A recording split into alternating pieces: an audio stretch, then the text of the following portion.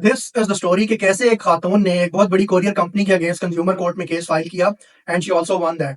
होता कुछ यूं है कि ये खातून इस courier company known as TCS को अपने बेटे का मेडिकल कॉलेज का एडमिशन फॉर्म भेजने के लिए एक पेमेंट करती हैं। But because of the mistake of the company ये एडमिशन फॉर्म एक गलत मेडिकल कॉलेज में डिलीवर हो जाता है। और जब तक ये कंपनी इस मिस्टेक को रेक्टिफाई करती तब तक उस कॉलेज के एडमिशन का टाइम पीरियड निकल जाता है। So based upon this mistake and negligence ये खातून कंज्यूमर कोर्ट में एक क्लेम फाइल करती हैं against this company for the damages. और after a trial consumer court इनको डैमेजेस अवार्ड कर देती है। और बाद में ये केस हाई कोर्ट के अंदर भी चैलेंज होता है।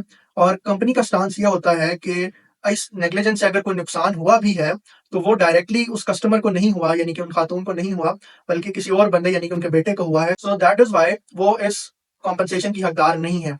यहाँ पर हाई कोर्ट इन अपील्स को डिसमिस करते हुए ये अपहोल्ड करती है कि ये जरूरी नहीं कि सिर्फ कस्टमर को ही जो नुकसान हो वो कंपनी उसके लिए लायबल होगी, बल्कि अगर उस कस्टमर का कोई बेनिफिशियरी है और अगर किसी कंपनी की नेग्लिजेंस की वजह से कोई भी कस्टमर या उसका बेनिफिशियरी उसको नुकसान होता है then the company is liable for the damages.